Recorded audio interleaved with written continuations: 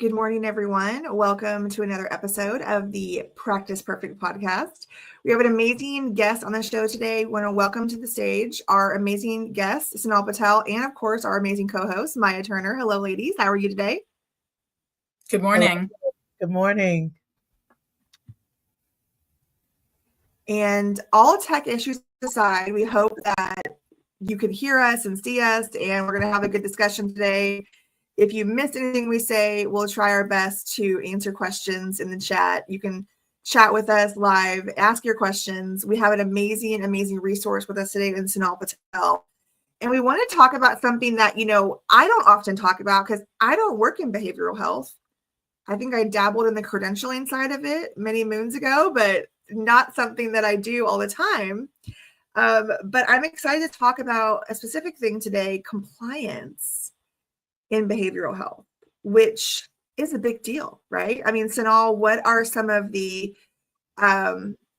things you see that are just compliance concerns in behavioral health these days? Yeah, well, first of all, thank you so much for having me on today. I'm honored to support you. But, in terms of behavioral health, I'm sort of inundated with auditing. And there have been so many issues since the beginning of the year, right? And we're already halfway through the year. Well, we're in month 7, right? And there has been just endless amounts of continued misunderstanding with documentation to support those build codes that are going out to the insurance carriers. And so the issues are mostly the same when it comes to psychotherapy documentation. That's always been on the hit list for SIUs, for the commercial payers, as well as for the OIG on the government side, right? But when it comes to telehealth, that also throws another wrench into the mix, so that really does prove to be another compliance risk that I continue to see. And our providers, even though the pandemic is long over, right, Maya, there's still so much that our providers aren't getting right in terms of documentation for telehealth. And it's still a requirement that things are documented. Are you talking on the phone with the patient? Why? Is there no two-way audio video, right? So all of these small things can, of course, in a payer's eyes, end up in a overpayment if that claim was originally paid, right? So there's lots to consider in the landscape for 2025. In my opinion, based on what I see, there's so many opportunities for things to go sideways when it's not just psychotherapy now, right? It's psychotherapy with the telehealth, platform. So it just causes havoc. Yeah, and I can actually. Now, go ahead, Maya. No, I was just going to say I was involved with a case where it was involving refugees and psychotherapy, and because of the sensitivity that's associated with the refugees and the care, you have to think about what their mental health status is and how the state is trying to supplement those types of programs. And I was involved in a case where they didn't like it very much. And when I reviewed the notes, they didn't have any time. But again, you have to think about what all they are doing. They're not only supporting them mentally, they're helping them do a lot. They're almost like the caseworker, but only getting paid for being the social worker. And it was just insane about how granulated the case was. But when I reviewed the notes, you saw everything that they were doing. You saw the level of services that they were doing. They were well beyond the scope. but the only thing that they could really get paid for was a psychotherapy.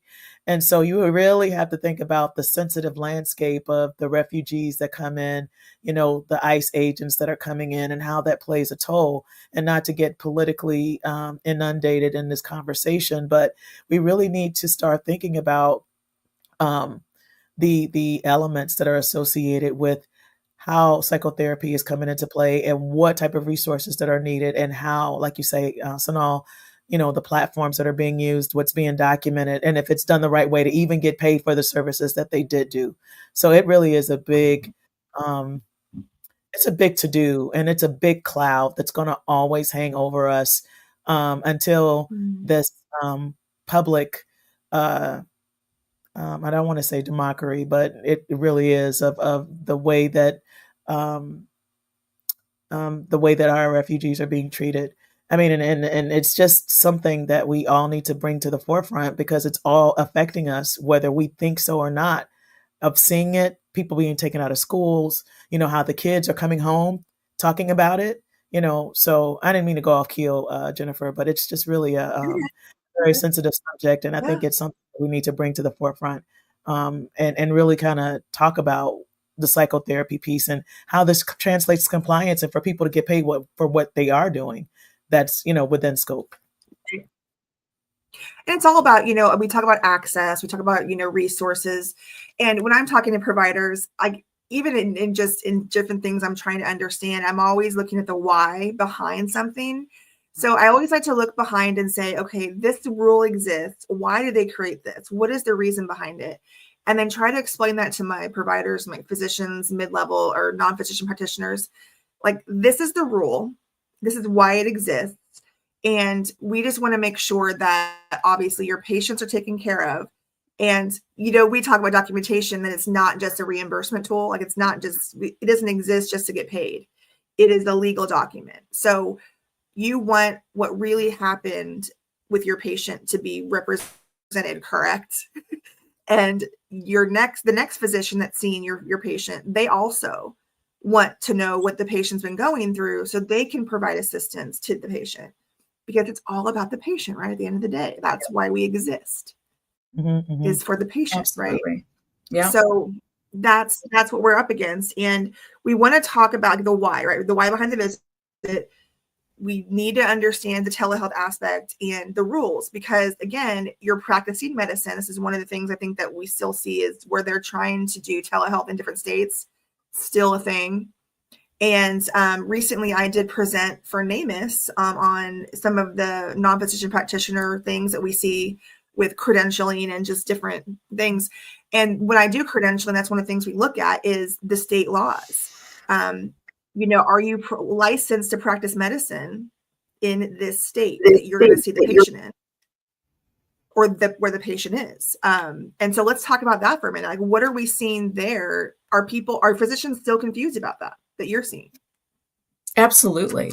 I definitely have seen in the audits that I'm doing, there are nurses that are coming in and I only see a credential or a licensure from one state, but the practice that I'm reviewing is in a different one, right? So there's a lot more back end research from an audit perspective that has to take place, right? So yeah, I think there are still a lot of considerable issues on what can be performed across state lines and by whom, because the payer is going to want to make sure that things are buttoned up.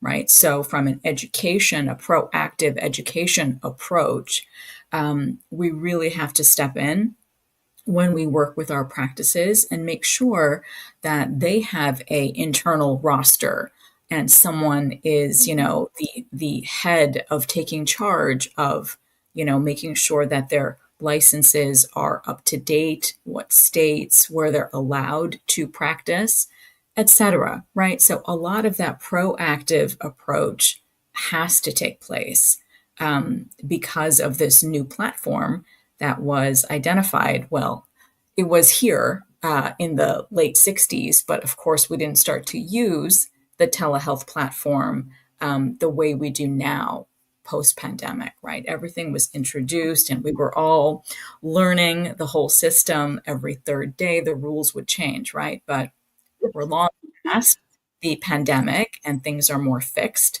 But we still have to help. Almost. Almost, right? Yeah, exactly. We still have to help our providers understand how they can do things correctly so they can, protect their reimbursement. But I love what you had stated, Jen, because absolutely the patient record is the key, right? It's the patient care. And that documentation is for a legal purpose.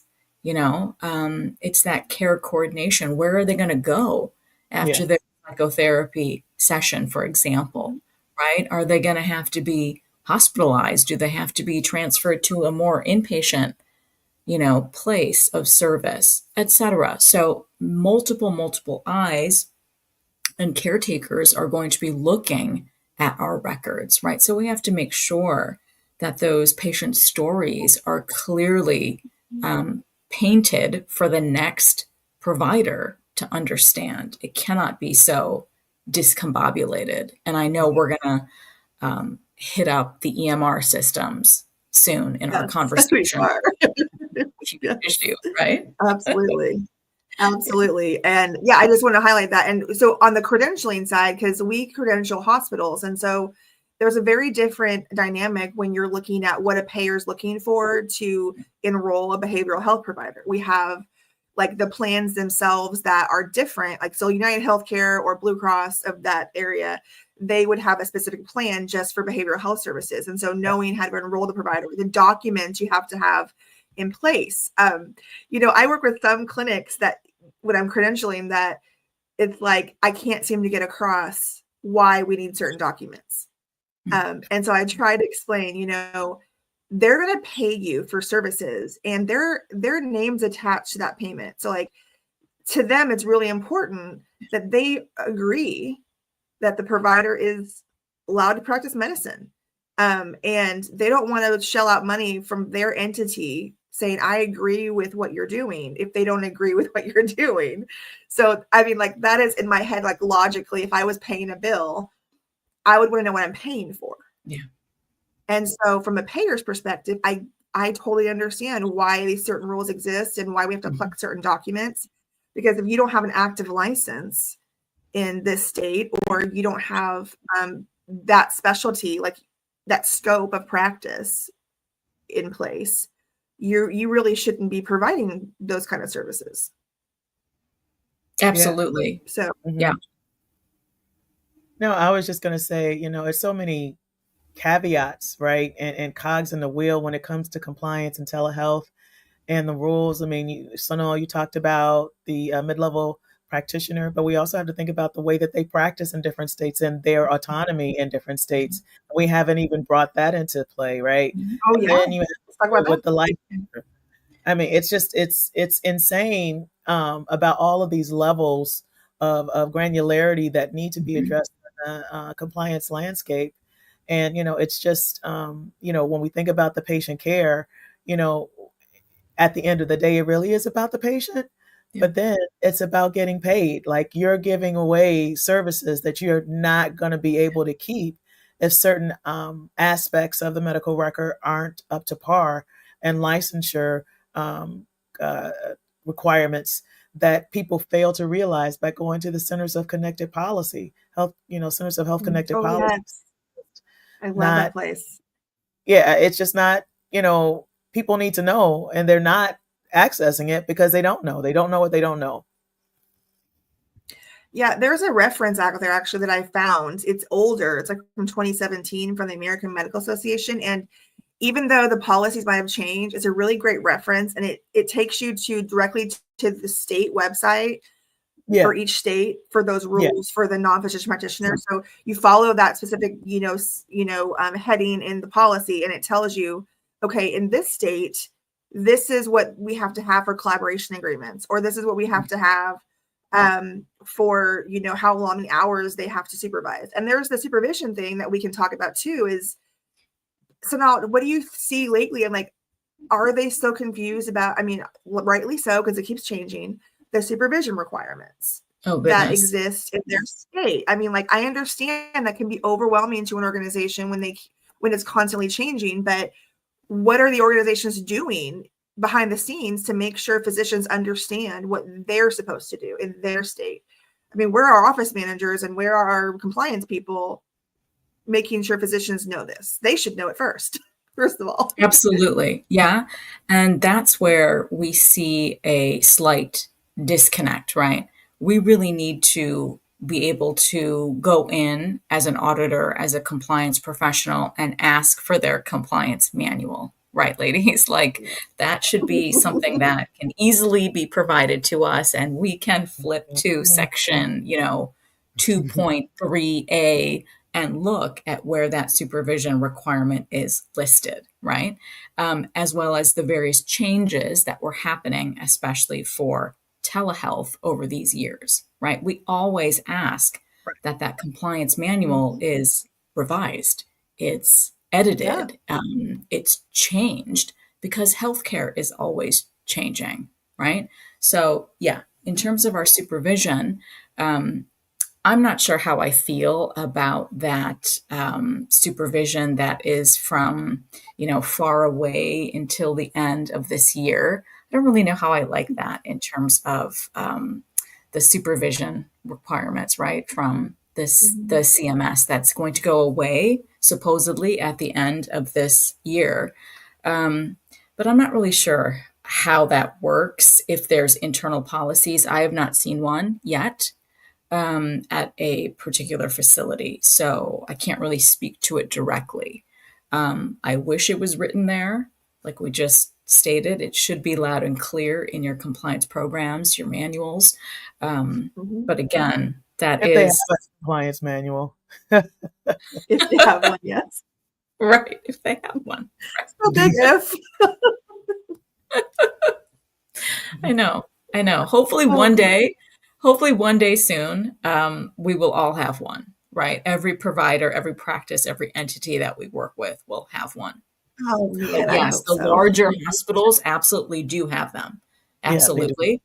But it's those smaller to mid-size that, we're not at 100% yet. We're not nearly at 100% of organizations Yeah, when we having them.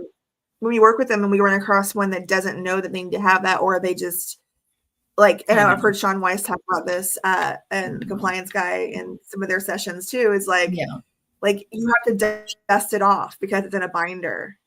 Like we're in 2025. Like if it's dusty, that means it hasn't been opened. Right, it hasn't been edited. It hasn't been looked at. Like no one has, flipped through it. Like this is old. Like that's like it's comical to us, but then at the end of the day, it's a serious thing, right? Because we want to make sure that what's going on, and like we're a third party. Most of us, obviously, all of us here are third parties, and because we're consultants, we aren't working in the office directly. So they come to us. They want to know what they should do, and we advise them, with disclaimers, of course, that we're doing the best we can to give them accurate information based on what we can find. But at the end of the day, they have to make the decisions, and those decisions need to be based on policy so that everyone knows that they're not just the wild, wild west out there making decisions, that they're based on something. Right, Jennifer. In the Like so not like a napkin and a handshake that's put in a drawer. Agreement for them to do something. So it's just insane how people really don't realize how rules and regulations with compliance and having things in place are important. Let's take a break, ladies, and let's answer this question from our audience. I love when we get questions. We don't get them super often. This is a great question. Right. If a supervising physician out of the office, like vacation, can the employee, their mid-level or non-physician practitioner, being supervised, remain in the clinic and work under another physician in the practice? This is in Georgia. What do you ladies think? I mean, this is not my area specifically, but love to hear your thoughts. Yeah, I think when you're dealing with collaborative agreements, depending upon what the specialty is, And Sonal, you can add to this. But usually collaborative agreements, when there's more than one practitioner, it's usually with more than it's the specialty. And Right. so when you're dealing with the collaborative agreements and one is on vacation, they still can provide the service based upon the collaborative agreement because typically they're on a roster with physicians and it's not specific. Unless they're in different locations, then it becomes a little bit different. But at the end of the day, the collaborative agreement is specifically supposed to be for the practitioners that are in the office. So they can still work with another physician as long as they're part of that collaborative agreement specialty and that they're able to practice with the other physician and still be compliant. Absolutely. That is spot on and well said. And I would just recommend that our questioner, Cindy C., just make sure that you're always looking at your state statutes as well for support, especially here for the state of Georgia. I don't know off the top of my head, but that's always best practice to look in the weeds of those state statutes, and you'll get your answers right there. Yes, absolutely. And then I'm in our show notes. I'm going to put in some of those resources that I find are helpful, that you can go to your actual state. And then the Centers for Connected Health is also obviously great. You can go there. They have a map, which is really awesome. And you can click on your state and it pulls up all the stuff you need to know about supervision and all that kind of stuff for telehealth. But it also is helpful in general for other things. Recently, we were doing this. We were actually doing this project for one of the hospitals we collaborate with. And they wanted to attach their APRNs to several clinics so they can move around, right?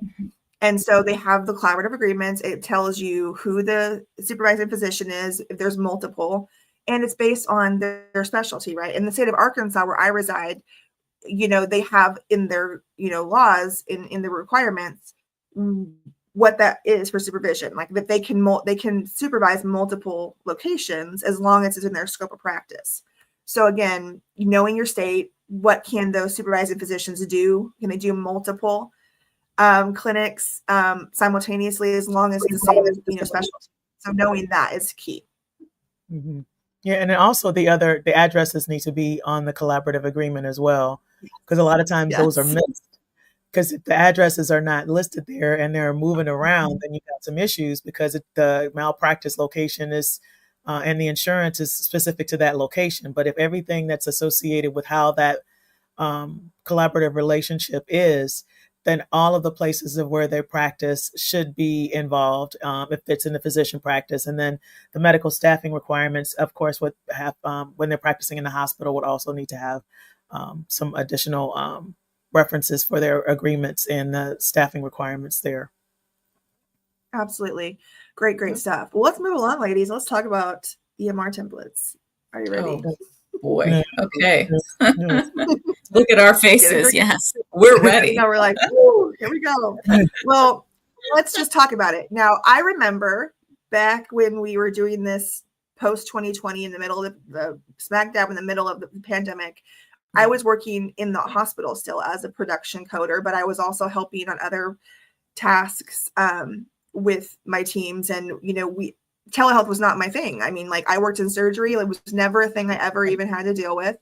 And so when our surgeons started to do telehealth, it was just like, what is happening? Because they were not used to it, right? They weren't used to all these requirements. And so we had to have like a matrix, a spreadsheet, like every single day of who does what. And then we were trying to get the templates built, right, in the system because it wasn't built for some specialties at that time. Like they didn't ever have to do it. So it was confusing what you had to include in your template if you were going to use one. So I think that was just in general difficult. The time needs to be there, right? What you did obviously during the services still needs to be there. When there are time codes, you got to have time documented. How much time did you spend? Those things. But what are we seeing now, Sonal, that is an issue? Like what is really supposed to be there? Let's talk about that first. What is supposed to be documented if you're going to use a template for telehealth services right now? Well, you hit it on the head. I mean, for our psychotherapy, that's just our great example, right? Because it is a time-based code. So nothing has changed. It is still missing time, start time, stop time, Stop that. or total time. So you just see a barrage of what the counseling was about, which is wonderful, but there is simply, that large factor that is MIA, which is time. So I still see that as a huge issue. I do not see templates that contain somewhere in the language the consent for the telehealth. However, Yes. an auditor on the payer side is going to ask for just another piece of documentation, just consent to treatment, right? A separate piece of paper. It doesn't have to be embedded inside of the EMR, right? Note. So there's various things that you can educate your providers on, that even if you're not, asking for that consent in the session, they have to be able to show the patient before they check in virtually. They need to be provided electronically or via fax. However, they need to be able to provide a signature. They have to read that huge document for their consenting to telehealth, to the janky service, right? They might come in and out like how we are here on StreamYard, right? There's some technical glitches that might happen because it is a two-way audio video session, etc. And then, of course, when it's just an audio only, there are recent changes as of 2025 for the audio only, right, Maya, for consent. It has to be, why is that patient only able to do this service via phone only, right? Yeah. So there has to be some sort of logic, like, I don't have a computer. I don't have a two-way. I don't have a smartphone, right? I only have a flip phone. Or your consent could be, well, I don't want to be on camera.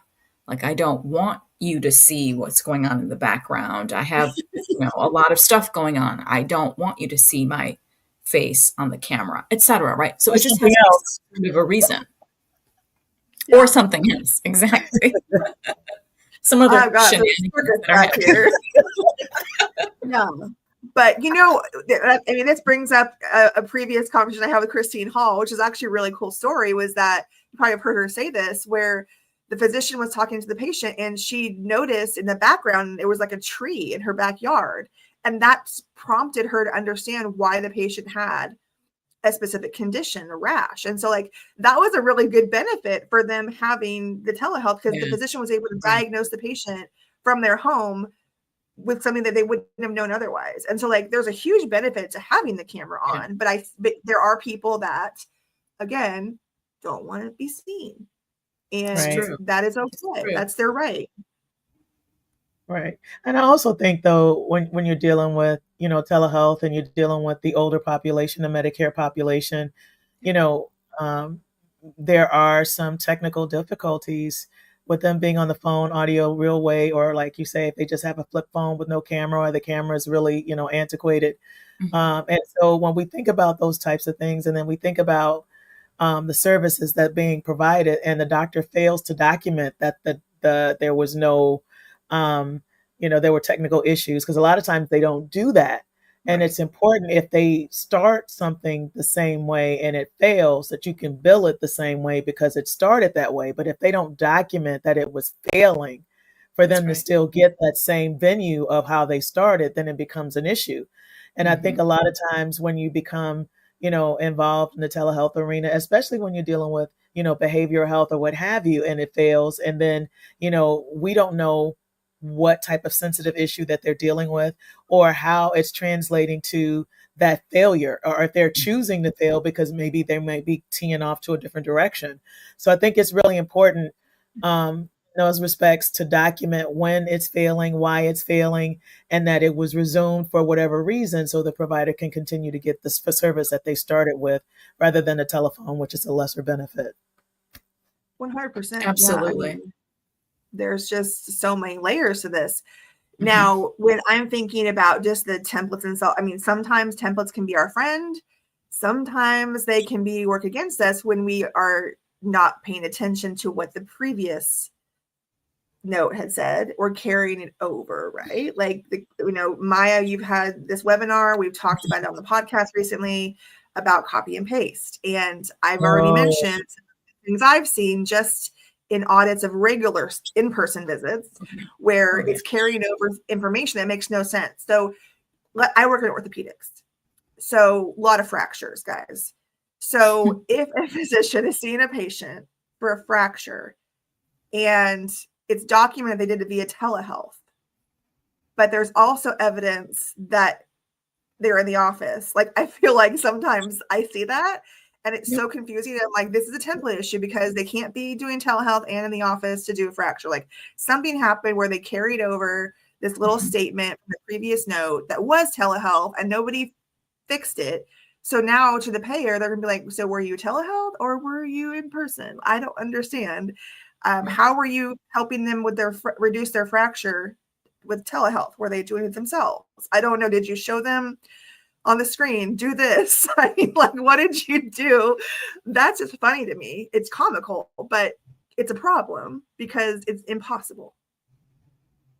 What I find is, I mean, and specifically with behavioral health providers, is they have a lot of questions, but they don't want to hear the answers. So it's just, I find it very interesting because I did a telehealth session for a healthcare trainer leader, and I had a whole lot of psychiatrists and behavioral health, and I was trying to explain to them what was happening and what they needed. Well, can they do it a nurse visit? I'm like, well, it's not really a nurse visit. I mean, are you thinking about, because I think their interpretation of what certain terms are a little bit different, and the why the terms that are in the medical record and for what reason. And that's not just behavioral health, but I'm just speaking of them because this is the platform that we're speaking on today. But I think that there's a lot of translation that is left open that educators and consultancies like us should be able to provide, and they should be able to have a return on investment for having someone come in and say, okay, this is why you need this. This is why, and unravel the string for them and interpret what those things are. Because again, there's so many things that are left out in the open and left for interpretation that they don't know what they don't know. So it becomes more of a problem, in regards to terms, in regards to what's needed. The difference between a telehealth visit versus a visit or a psychotherapy visit, because all of those are synonymous in their platforms or in their practice. So you have a lot of different things that are going on that may be, lost in translation, that need to be addressed, that are not addressed as much as they should. Absolutely. Right. Yeah, that is spot on, right? Those EMR systems, for the most part, I've only seen less than a handful that are properly built for the behavioral health space. And when I see those EMRs, I applaud them. I'm like, this is great. That means I know someone on your team. It wasn't me, but I helped them find that right person, right? To help them talk to the EMR company and build a proper behavioral health platform for their notes, right?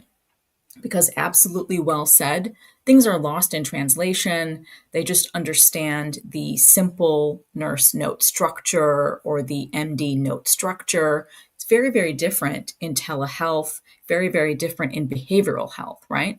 So when you find the right person on your teams to help talk to the EMR people, it can be much more individualized, not so cookie cutter, not so checkboxy. I still unfortunately see behavioral health notes with checkboxes, which are ridiculous. That's not information that's specific to that patient, right? It's just a little, generic little, like less than 8-word statement and then a checkbox, so you're just, squishing the patient down into this tiny little checkbox. So there's just a few things that are checked off, and there's very little opportunity for the behavioral health provider to free text, right? Like we have to understand what is going on with that patient, right? It's much more than just what's those 8 words in that checkbox, right?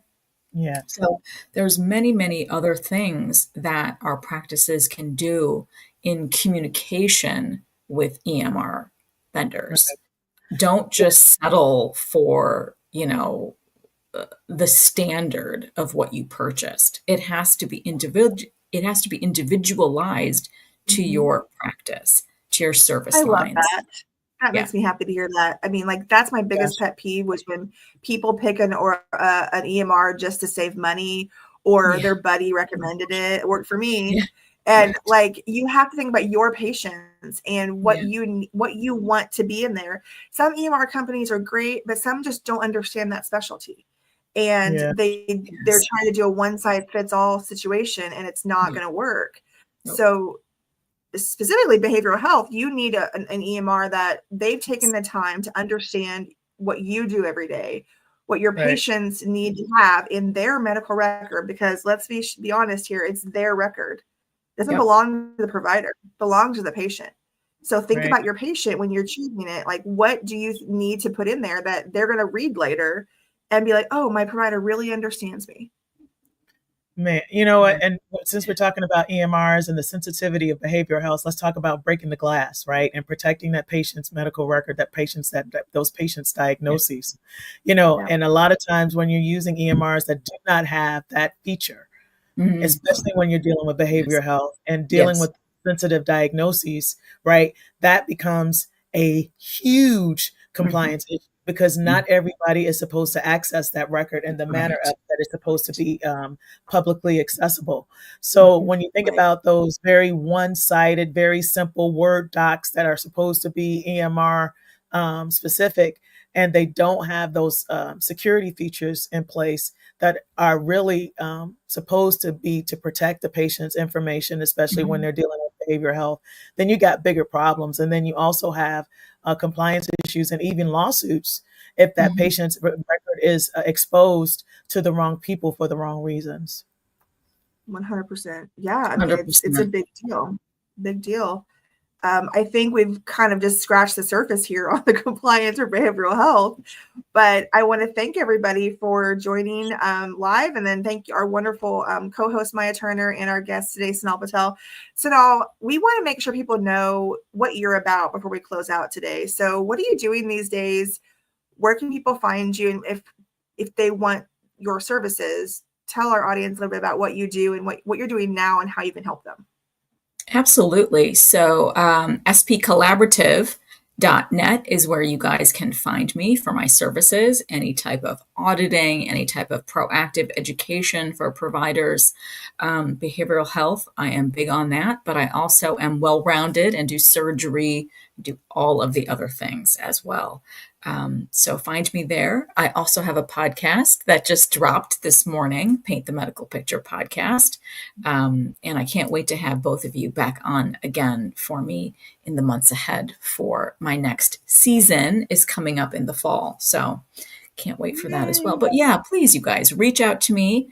Those of you in the audience at SP Collaborative, that is where you can find me and all my services. Sonal Patel Collaborative, SP Collaborative. Yeah, SP is for Sonal Patel. That's right. Simple. In case you didn't figure it out. Yeah. Collaborative. I love working with everybody. So yeah, collaborative. I love it. I love it. Well, you've been working with some great people. I know you work with Advise occasionally. You work with NAMUS, like many of us, and at APC occasionally. So like, yeah, you're everywhere, and we just love it. So maybe one day soon our paths will cross in person. I know it's interesting because I'm in Chicago every quarter now, and I always forget. Well, let's meet. Let's meet. Let's make it happen. So is Maya. So it's just kind of like, why have we not? We need to get together. Yes, let's do it. Yes. So and we'll definitely make that happen. Let's do this live when we're all in Chicago. How about that? That'd be super fun. Absolutely. Let's plan that for the fall or the winter or whenever I end up back up there. That sounds perfect. So yeah, well, you guys have a wonderful rest of your week. We enjoyed this session. We will have more details on next week's podcast coming soon. Thank you for joining us, and have a wonderful rest of your week. And of course, let's try to get our practices closer to perfect. Thank you guys so much for joining today.